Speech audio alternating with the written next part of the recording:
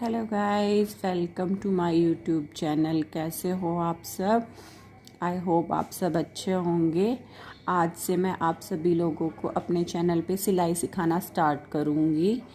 और सिलाई सीखने के लिए पहले आज हम फर्स्ट क्लास में जानेंगे कि हमें पहले किन किन चीज़ों की ज़रूरत होती है सिलाई करने के लिए, जो बेसिक नीड्स होती है। हम आज उन सब चीज़ों के बारे में ही जानेंगे। तो वीडियो को लंबा नहीं करते हैं, आइए सबसे पहले उन सब चीज़ों के बारे में जानते हैं कि हमें किन किन चीज़ों की क्या क्या ज़रूरत होती है। तो सबसे पहले चाहिए होती है हमें मशीन के बाद चाहिए होता है हमें इंची टेप जिससे हम मेज़रमेंट लेते हैं, नाप लेते हैं और जिससे हम नाप लेके निशान लगाते हैं, जिससे हमें पता लगता है कि हमारा क्या साइज़ है, क्या कितनी हमें लेंथ लेनी है, क्या हमें मेज़रमेंट लेनी है। सबसे पहले ये इंची टेप की ज़रूरत होती है। दूसरा होता है चौक किस लिए होता है? चौक मार्किंग के लिए होता है, जिससे हम मार्किंग करते हैं, निशान लगाते हैं। तीसरा हमें चाहिए होती है कैंची जिससे हम कटिंग करते हैं। चौथा हमें चाहिए होती हैं सुइयाँ जो हम अपनी मशीन में लगाते हैं। मैं अपनी मशीन में ऑर्गन्स की सुइयाँ लगाती हूँ। आप अपनी मशीन में जो भी आपकी मशीन में सूट होती हों, 11 नंबर, 16 नंबर, 14 नंबर, 18 नंबर, वो आप लगा सकते हैं। उसके बाद एक तरह की ये सुइयाँ होती हैं। ये सुइयाँ किस लिए होती हैं? ये हमारे तुरपाई के लिए, आई के लिए, काज के लिए, बटन के लिए, इन सब बेसिक चीज़ों में हमें इसकी ज़रूरत होती है। चौथा हमें चाहिए होती है ये वाली सुइयाँ, इनको हम सेटिंग पिन भी बोलते हैं। ये आसानी से मार्केट में अवेलेबल हो जाती हैं। ये 15-20 रुपए का आपको मिल जाता है। इससे हम क्या करते हैं, इससे जैसे हम बिगनर्स होते हैं, जो हम सीखते हैं, हमें जहाँ पे भी जो सेटिंग करनी होती है हम वहाँ पे इसको अटैच कर देते हैं, लगा देते हैं, फिर वो हिलता नहीं है, आसानी से सिल जाता है।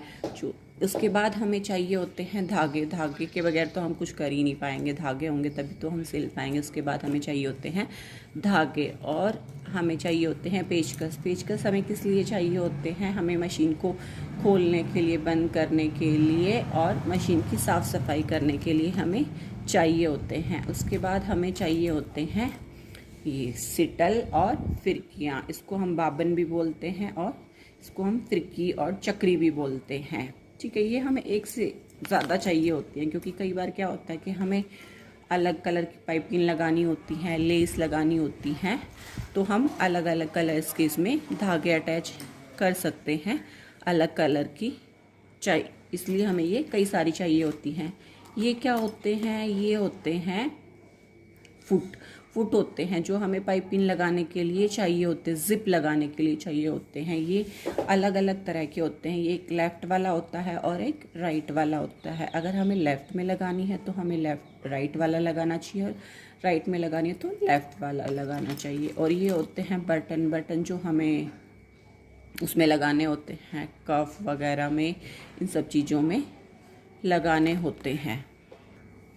ये होते हैं चिट बटन जो हम अंदर स्टेप्स में, लूप्स में अंदर लगाते हैं, और कई बार हम कफ में भी लगाते हैं। जो आगे कफ बनती है ना, यहाँ पे हम उसमें भी लगाते हैं। ये होते हैं हुक, जो पजामी में और ब्लाउजेस वगैरह में लगाए जाते हैं। ये गले होते हैं, गले जो हमें रेडीमेड भी मिल जाते हैं और हम बुकरम पे भी कटिंग कर सकते हैं। ये अलग अलग साइजेस में, अलग अलग शेप में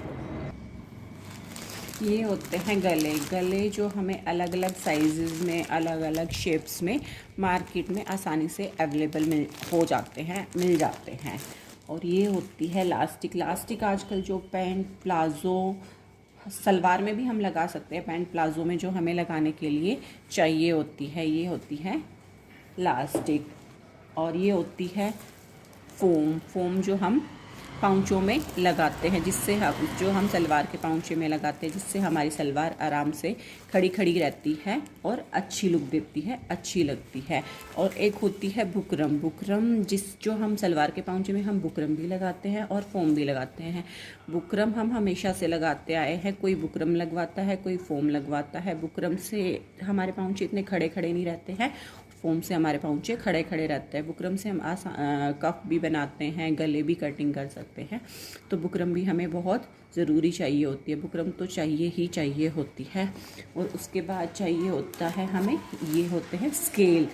ये होता है स्ट्रेट वाला स्केल जो हमें सीधी लाइन ड्रॉ करने के लिए चाहिए होता है, जिससे हमारी लाइन तिरछी, आड़ी टेढ़ी तिरछी नहीं होगी। दूसरा ये होता है शेप, इसको हम सेप पट्टी भी बोलते हैं, और हम इसको प्लाजो पैंट्स काटने के लिए हम इसका यूज़ करते हैं। इसको हम प्लाजो पैंट स्केल भी बोल सकते हैं। ये भी हमें बहुत ज़रूरी होता है, क्योंकि अगर हम प्लाजो पैंट काटेंगे तो ये उसी शेप में होता है। थाई की और लेग्स की जो शेप होती है वो इसी से हमें देनी होती है, वो इसी से आती है। उसके बाद ये होता है पेपर पेस्टिंग। पेपर पेस्टिंग क्या होता है, जो हमें डिज़ाइन बनाने के लिए लगाना होता है। बुकरम, हम बुकरम भी लगा सकते हैं इसकी जगह, बट बुकरम से क्या होता है, बुकरम बहुत खड़ी खड़ी टाइट टाइट सी होती है और वो झड़ने लग जाती है। उसका जो वाइट वाइट होता है वो झड़ने लग जाता है। ये जो होता है ये झड़ता नहीं है और ये ईजीली प्रेस से चिपक जाता है, पेस्ट हो जाता है। इसको हम ऐसे करके और गरम प्रेस लेके कपड़े पे हम पेस्ट कर सकते हैं, उससे फिर ये हिलेगा भी नहीं और हमारा डिज़ाइन